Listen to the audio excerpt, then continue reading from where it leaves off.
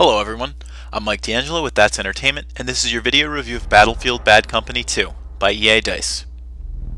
It's tough being the new guy, but sometimes it can be even tougher to take an established series and breathe some fresh air into it. The Battlefield series has been in full swing since 2002 when the original game, Battlefield 1942, released for Windows and Mac. The popular conquest style of gameplay was introduced during this game. Since then, the series has grown in number, in game modes, and in fans. Battlefield Bad Company 2 has been released and tries to take the formula further than ever, with a more robust multiplayer setup and an interesting continuation of the story from the first game in the Bad Company format. But does Battlefield go in the right direction with this latest installment in the series, or does it lose itself along the way?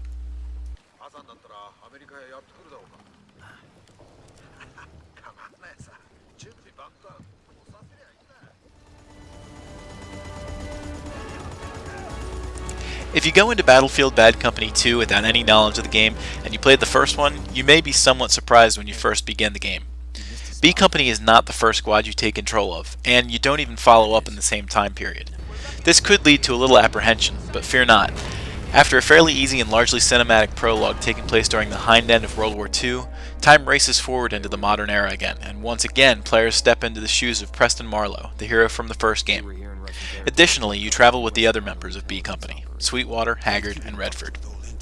Bad Company 2 tends to focus more on its characters than its story, which may bother some, but for the most part, if you like the formula of the first game, you'll tend to like this one too. Unfortunately, most of the physical antics of the first game have degraded into mostly laughable dialogue. It's still slapstick, just not as much. In addition, though the story is a continuation of the first game, you almost don't realize it, as Bad Company 2 doesn't do a good job of explaining why B Company is so worthy of Russia's ire.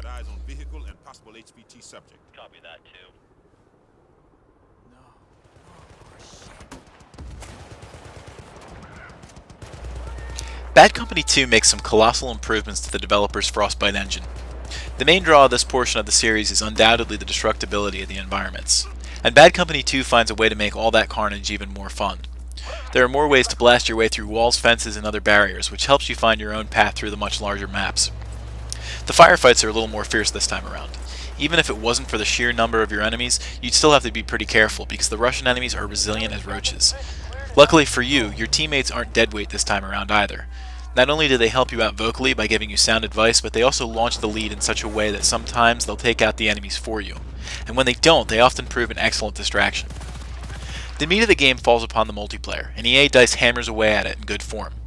As with the single-player campaign, maps are somewhat larger than in the original Bad Company. In actuality, there is just more of everything. More choices, more vehicles, more destruction. Bad Company 2's multiplayer is also bolstered by the new leveling system, which has you level your own rank as well as individual kits. It's an interesting way of doing things, and it's fun throughout, with some minor exceptions, like starting off the medic and engineer classes without their most notable healing devices.